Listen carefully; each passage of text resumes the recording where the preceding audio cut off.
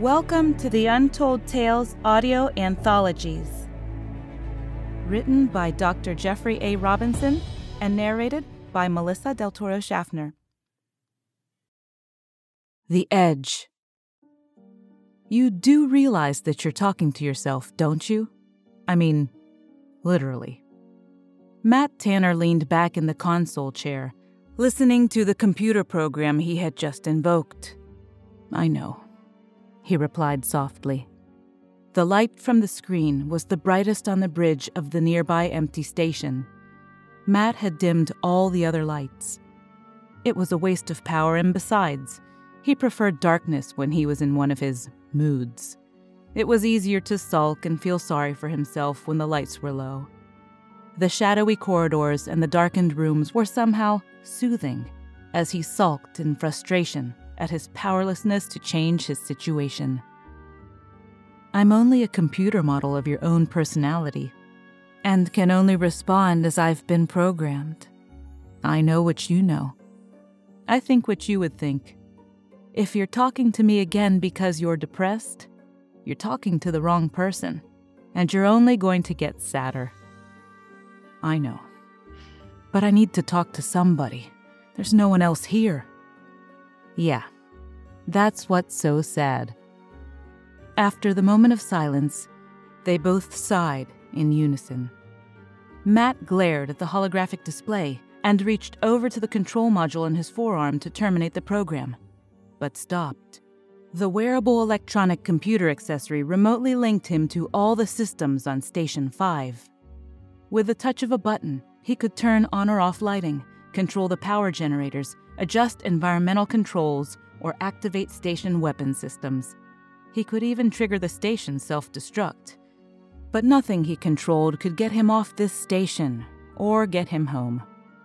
The facilities that could accommodate a crew of nearly 200 had sat empty for decades, waiting for the arrival of people Matt was now convinced would never come. Look, I just need to talk, even if I'm really just talking to myself. I just need you to listen. There are other programs you could talk to. Some have special programming that might help. I've tried those.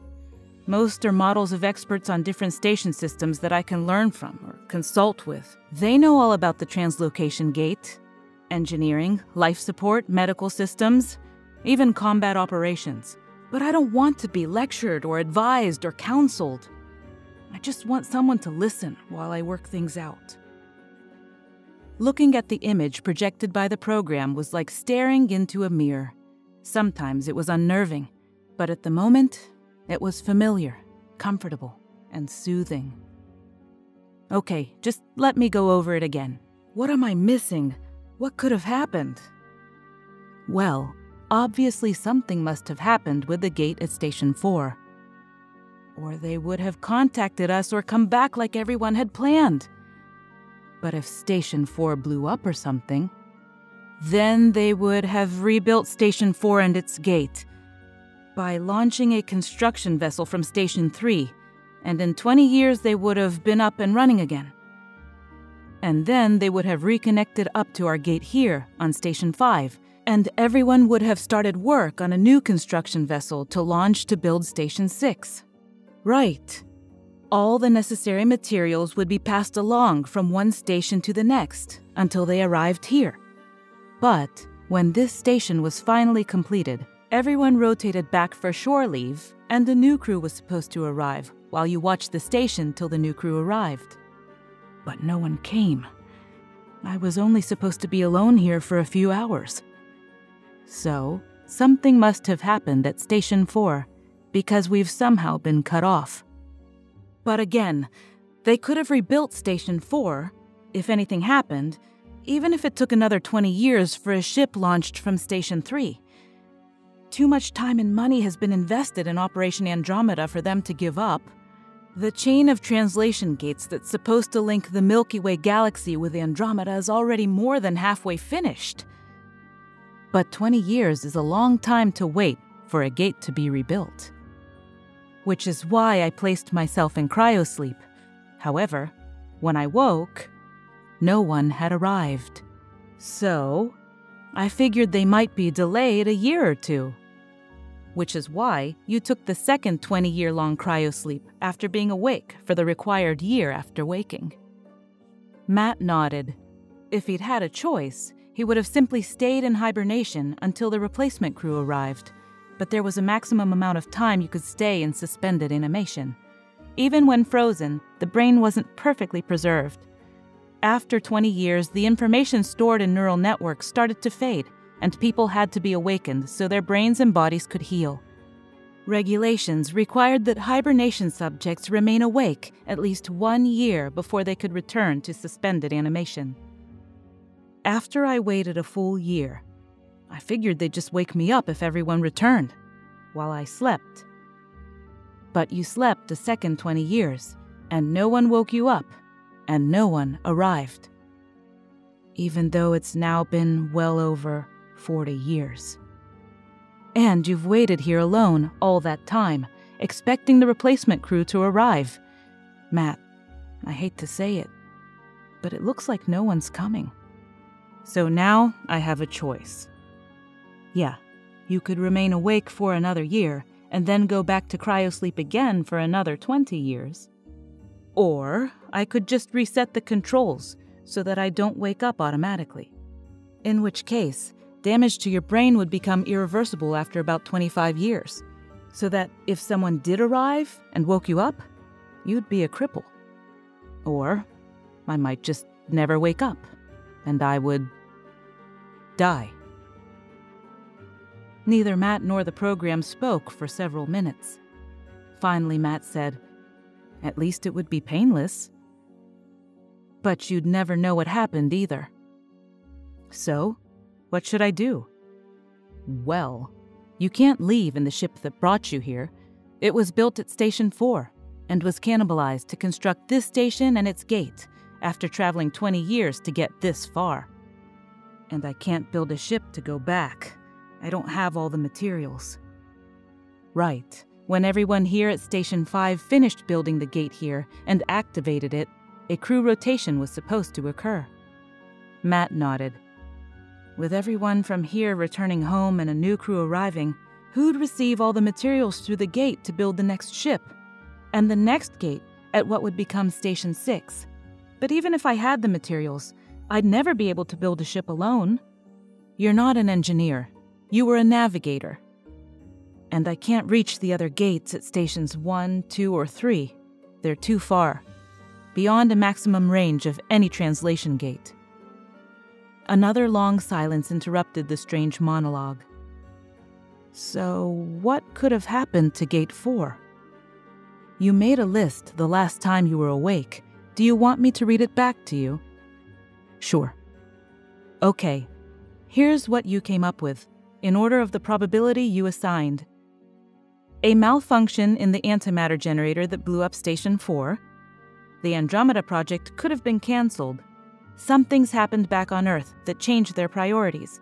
Again, in order of likelihood, it could have been politics, a new government, loss of funding, loss of sponsors, loss of interest, economic collapse, ecological collapse, a natural disaster, war, disease, alien invasion, or the sun could have gone nova.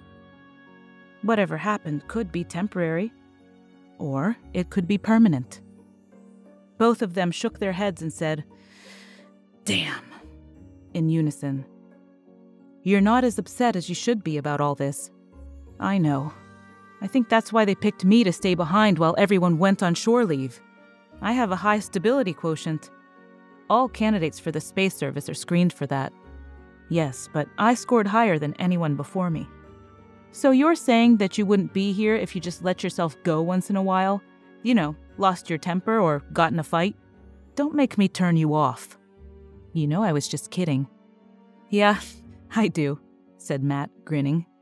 So what are you going to do now? Eat? Exercise? Watch another movie? You've still got the entire station digital library at your disposal and about 100,000 books you haven't read yet. And that's just counting the ones in English. Nah, I'm not in the mood. Sometimes when he was bored, he played video games or used the station virtual reality programs. Last week, he played with the station weapon systems, creating a spectacular pyrotechnic display. But he wasn't in the mood for any of those things today. I think I'll just sit here for a while and watch the stars. Turning his chair toward the large wall portal, he leaned back and put his hands behind his head. With all illumination turned off, the view was spectacular. The visual effect was as if he were floating in space outside the ship. The Andromeda Galaxy loomed in the distance, so far out in the space between galaxies that he could not distinguish any individual stars. A star the size of the sun would be too small to see from just 11 light-years away. Of the 3,000 stars visible to the human eye from Earth, all were less than 100 light-years away. From his vantage point here, he was nearly 1 million light-years away from the nearest star. The Andromeda Galaxy was clearly visible, but it was a fuzzy blur of lights. Individual features were clusters of hundreds or thousands of stars. Still, the view was spectacular, but depressing. While he was so far from home, he was only halfway to Andromeda. Without the remaining stations built, there was no way to reach the galaxy that seemed so close. But with the chain of stations behind him broken, there was no way to get home. Matt wasn't afraid as much as he was simply lonely. While he had spent more than 40 years in cryosleep since everyone left, he had still spent more than a year alone and awake on the station.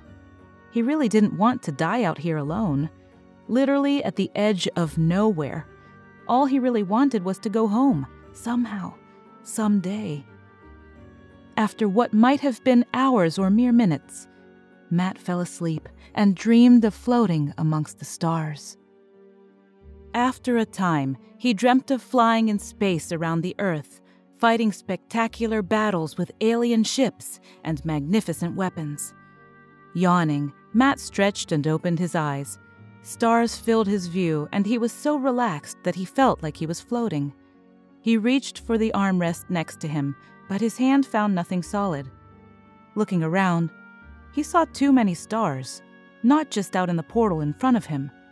Below him and to one side, he clearly saw the exterior of Station 5. On his left, the Milky Way galaxy glowed brightly, and the spiral of the Andromeda Spiral Galaxy shined magnificently on his right. Blinking, he realized he was outside the ship and floating in space. He instinctively started screaming, and he continued screaming. He flailed wildly, trying to grasp anything solid, but there was nothing around him. All he managed to do was to set himself slowly spinning. Still, he continued to scream. His high-pitched wail continued until his throat was raw, and he started to run out of breath. Panting, he realized that at least there was air around him. But that didn't make any sense. How could there be air around him if he was indeed floating in space? Slowly calming down, he stopped thrashing and examined his surroundings more closely. He very slowly turned, but all he saw was the equally distant galaxies and the dimly illuminated form of the Station 5 gate. "What the fuck is going on?" he asked aloud. "Am I dreaming or hallucinating? Am I dead?" "No," said a voice nearby. "Huh?" Matt said, looking around. "I said, no, you are not dead. At least, not yet." Looking up in the direction of the voice, he noticed an odd group of stars he'd never seen before. Staring closely, he studied them and concluded that they weren't stars. There were too many grouped too close together. After a moment, he recognized that the odd stars were a reflection of some sort, distorted, as if they were bouncing from the surface of a perfectly mirrored sphere. In fact, when he stared closely, he could just make out his own shape in the center of the distorted star field. Turning on a light from the control module on his forearm, he waved the light back and forth and confirmed that something was floating about 20 feet away from him. It seemed to be several feet across, just small enough to cover with the span of his hand when he held it out in front of him. Where Where am I? He asked aloud once more. You are outside your vessel, floating in space. You are surrounded by a bubble of distorted space, not unlike the event horizon of a black hole, without the awkwardness of excessive gravity. Anything can enter the sphere that you are within, like light, but nothing can leave. This retains your atmosphere and keeps you safe. How did I get here? Asked Matt. I saw you in the window of your metal habitation and brought you closer to examine you. But how? How are you talking to me? Oh, I simply adjust the size of the sphere that you are in to modulate the air. The vibrations create sounds that you hear. Is this acceptable? Taking a deep breath, Matt closed his eyes and tried to calm himself. His heart still pounded as if it were going to explode. This must be an alien that I'm talking to, he thought to himself. This is some kind of first contact situation. It must be a very advanced race, hopefully benign. For a moment, the memory of dozens of science fiction novels came to mind as he struggled to recall information about aliens meeting humans. Unfortunately, few of the first contact stories he recalled ended well. Don't panic, he thought. Just stay calm and keep talking. Hi. My name is Matt. What do I call you? I hadn't considered that. Is there something you would prefer? What about Al? He suggested. For alien, he thought. That is acceptable. You may call me Al.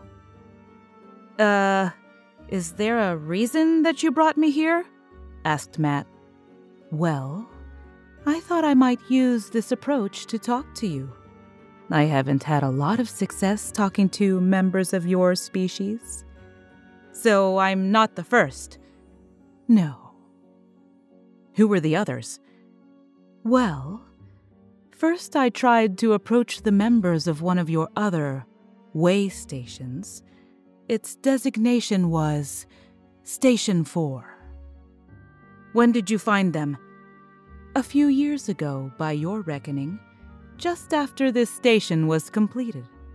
In fact, I have been studying your species for more than a century. Ever since you ventured beyond the limits of your own galaxy in your endeavors to reach another. Why have you been studying us? Because, while I have never approached other sentient life forms before, I have never before encountered a species that could fold space. Folding? Yes, folding space. It's what you do with your translation gates. That is how you move from one place to another, without passing through the space in between. It is basically what I've done to you here. I have always thought that only my species was capable of doing such things. Although your methods are incredibly primitive, it does make your species quite unique. So, you are very old then. By your standards, I am older than you can imagine. By those of my kind, I am still quite young.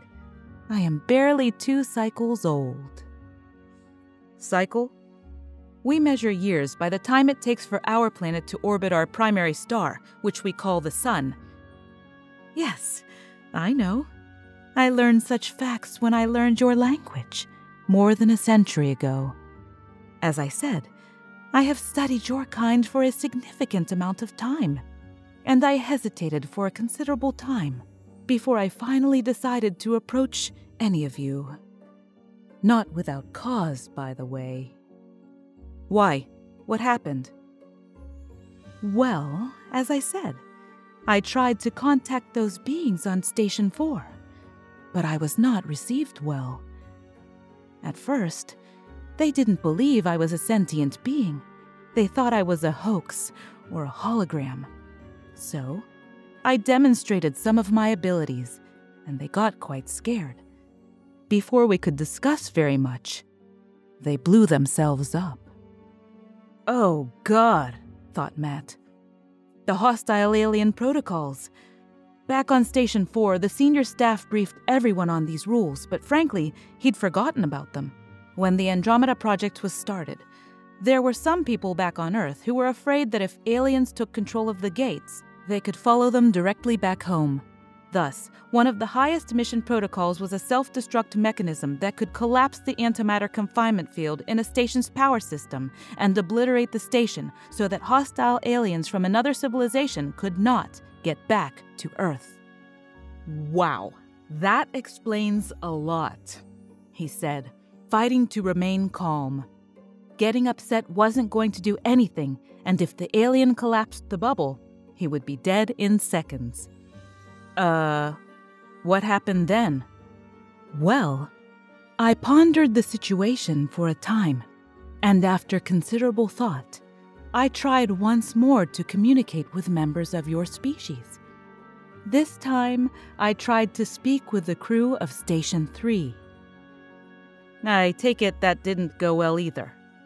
No, not really. We talked for a much longer time, but they too destroyed themselves. However, I think it was done remotely from the crew from Station 2, with whom the crew was communicating through their translocation gate. Oh, that's not good, said Matt. That meant both Stations 3 and 4 were gone now. He really wasn't ever going to get home. No, I decided not to try to communicate with your species again. However, after quite a few years, I realized that, since you were trapped here, that it might be worth one final try. Yeah, thought Matt, I'm a real captive audience. Casually, Matt reached to his wrist computer and tried to activate the external station lights to see if his controls worked. However, despite repeated attempts, nothing happened. Oh, that's right, he thought. The alien said the sphere around him would let anything in, but nothing out. That must mean electromagnetic signals, too. Sure, that makes sense. And from here, I can't blow myself up, right? Precisely. There was a long silence. So, what would you like to talk about? Asked Matt. Well, I have examined all of the contents of your electronic libraries in your computers and listened to the electromagnetic communications by members of your race for many years, but I still don't know why you do these things. You mean like leaving our home, traveling in space, and blowing ourselves up? Exactly. The logic of these and other activities escapes me.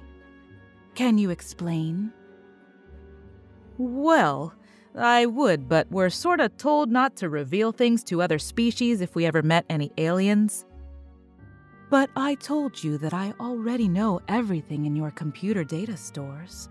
I know where your home world is and have examined some of your colonies. Indeed, I think I can safely say that I know more about your species than you do. I estimate that your personal biological capacity for information storage is limited to a few hundred of your gigabytes, while I have perused many thousands of petabytes of information about your kind. There are few things that you could tell me that I do not already know. Except, of course, for our reasons and motivations. That is correct. So what do I get out of it? What do you mean? I mean, if I cooperate and answer your questions, what do I get?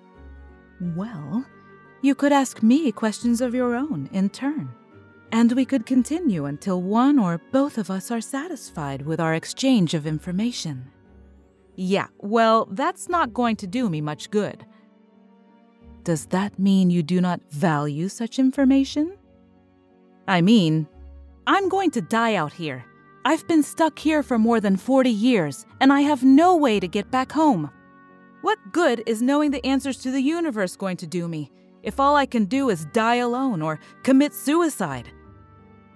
Oh, so you want to go home. I could take you home. Huh? Really? You could? How? Well, I told you that my kind folds space naturally. And I am much better at it than your species is. I could easily take you back home after we've talked. Would that be sufficient? Yes, oh my God, yes. But how do I know you can really do that? That's a good question to start with. Here, close your eyes for a moment. This might be a bit disorienting. Matt closed his eyes and saw a flash of light through his eyelids, but he felt no sensation of movement. Slowly and carefully, he peeked out of one eye and saw in front of him a massive expanse of stars that almost filled his field of vision. Wow, he exclaimed involuntarily. Where there had only been fuzzy lights before, he now saw the huge spiral of a galaxy filling the sky before him. Where are we, and how did we get here? That is 2 more questions you owe me, but I will answer them first. You have arrived at your destination. You are at the edge of the Andromeda Galaxy that your species was endeavoring so hard to reach. Turning around, Matt could barely make out the fuzzy nebula that must correspond to the Milky Way galaxy, his home, now more than 2 million light-years away. He hadn't gotten closer to home. He was now even further away. So, how long did it take to get here? No time at all, actually. We simply moved from one location to another, much like the way your translation gates work. Now, I get to ask a question. Why do you leave the safety of your planet? Why do you venture into space, a place you are naturally not designed to be? Why face the dangers and face death that is not necessary? Matt thought for a moment and replied, Because we are a curious species, I guess. Because it is a part of our nature not to be satisfied with things, but rather to constantly reach out and seek to understand more. I think I read somewhere that this urge has promoted the survival of our species. As we spread out across the stars, it reduces the chances that our species will die out by being in a single place. I suppose that makes sense. I had considered that you were searching for something specific. But then, why, when you meet a new race, do you destroy yourself with such reckless haste? Matt frowned. Well, that's because we're also a little paranoid. As a result of our experiences reaching out to new places, we have sometimes encountered dangers, and the fear of leading strangers or aliens to our home world, potentially placing it in danger, is very great.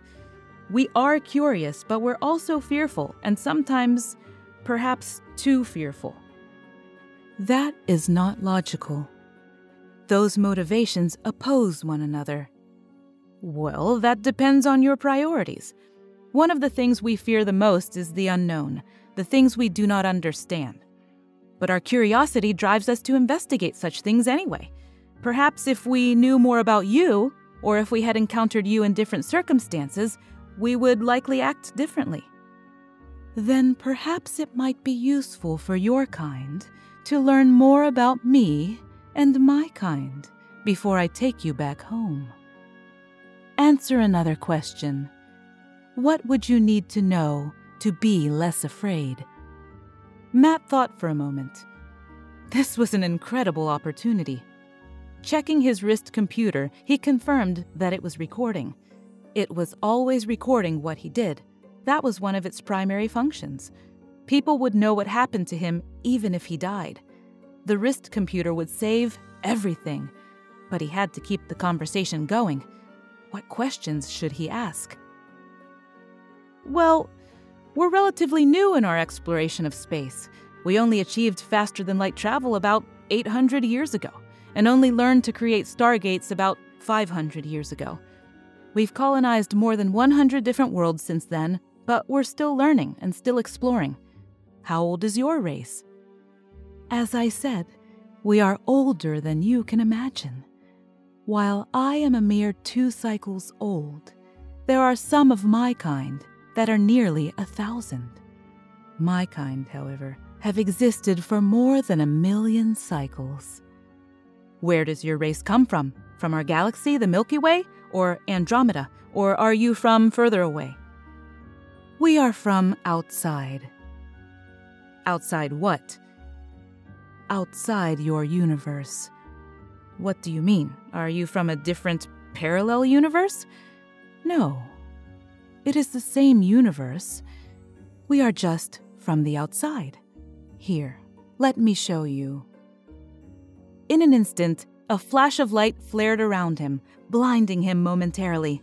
For a moment, he thought he had lost his sight, but then noticed the faint glow of his wrist computer. Beyond the bubble around him, he saw nothing. Okay, there is nothing here. What am I supposed to see? In front of you. Look more carefully. I have had to adjust the light frequencies so that they will be visible to you. Straining to see anything, he finally noticed a faint glow that spread across about 45 degrees of his field of vision. In all other directions, there was only complete darkness. What is that supposed to be? He asked. That is your universe. It is more than 60 billion light years across. And you are so far away that you could never distinguish any individual star. Indeed, you are too far to even see galaxies distinctly. The light reaching you is so phase-shifted due to energy loss that I have had to shift it back to your visible spectrum and amplify it for you. The faint glow that you see are 1 trillion galaxies even too faint to see individually. That glow is every star and iota of matter in your universe, viewed from more than 150 billion light years away. My God, stammered Matt. That is amazing. I know. Ask another question. You said you were 2 cycles old. What is a cycle? Is it the time it takes for your homeworld to orbit its star? We have no home star, and we have no home world. A cycle is the time from when the fires of creation are kindled, until they are rekindled once again. Fires of creation? What do you mean? Here, I will have to show you once more. Again, a flash of light blinded Matt for a moment. After his eyes should have adjusted, however, Matt found himself in complete darkness. There was not even the faintest smudge of light. The only thing he could see was the dim light from his arm telemetry unit. I don't see anything. Be patient. Are you familiar with the scientific theories that your race has regarding the origins of your universe? You mean the Big Bang? He asked. Yes, answered the alien. Look directly in front of you. Without warning, a pinpoint of light appeared. It grew and then burned steadily like a beacon in the night. What is that? That is the moment you called the Big Bang. You mean, yes, we are very, very far away. And this is a point at the very edge of that energy wavefront that heralded the birth of your known universe. It will continue to spread and expand, getting fainter and fainter until it eventually dissipates. Those fires of creation will continue to burn for 1 billion years, creating all the matter that will eventually create all the stars and galaxies within which your species exist. But eventually, they will burn out too. After the embers cool and grow cold, my kind will harvest what remains. Then, after everything has been assimilated, the elders will call forth the fires of creation once more. From the time of one kindling to the next is one cycle. You mean a cycle is the age of the entire universe? Yes. From the time it is born until the fires burn out and cool, until every star is dark and cold. You mean you're billions of years old? Oh, I am far older than that. This far away from your universe, time flows much differently. Our concept of time is very different than your own. It is much more flexible. Your lives are so brief to us that it takes considerable effort to talk to you this way. How many of your kind are there? We are beyond counting. Numbers that large have no meaning. Where are they all? They are very far from here. So far that the wavefront of light you just saw will never reach them. Only the young, the curious, and the most foolish, like myself, come so close as this to creation's fires, for they would destroy us. What do you mean? I thought you visited us for centuries. Yes, but I do not visit personally. My material aspect is very far from here, far out in the darkness where light and energy will never reach. However, as I confessed, I too am young and curious, and I often search in the fires for mysteries to see what might be found. However, to do so is extremely dangerous. From so far away, I only warp space enough to create windows that I can peek through. I could never truly visit your universe. I would be destroyed long before I got close. Destroyed? How? I have read all of the technical books in the digital libraries of your stations. Are you familiar with the fifth state of matter? You mean solid, liquid, gas, and plasma? That is 4. I am referring to the 5th. What happens when matter gets very, very cold? Racking his brain, he remembered something about supercold atoms. I think it was called a Bose-Einstein condensate. When matter gets very, very close to absolute zero, atoms stop moving and they get bigger and overlap one another. That is correct. What would happen to atoms if they became infinitely cold? Well, I guess they would continue to become fuzzier and become infinitely large. Matt's jaw dropped as he realized what Al really was. You mean your race is made from that kind of matter? That's why you live so far out in the dark? It needs to be very cold where you are, right? Correct.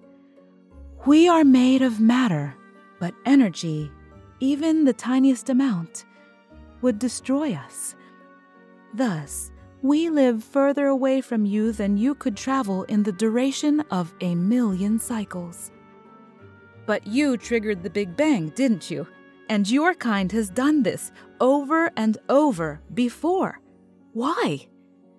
As I said, we need matter. We are made of matter, though very, very cold by your measures. When the fires of creation cool, we take the matter that has cooled and draw it into ourselves. It is how we feed and grow. Then, when it is time, we light the fires again to create more matter. So you're immortal? No. We live a long time, but eventually even we die. One of the scientists in your libraries touched on the truth. Energy is the enemy of life. The colder a life form, the longer it lives. Energy damages the order of matter, breaks it into pieces. Energy causes entropy and chaos and decay. When all energy is gone, true order remains. Nothing changes except thought itself. So you must think fast. Your brains must be like superconducting computers. Yes, Your scientists often speak of quantum computers, and they have even built a few. But they only work at very, very low temperatures, don't they? That might best describe what we are. Matt stared at the point of light in the distance, half wishing he could see more, but he was getting afraid. He was too far away, and felt the darkness closing in on him.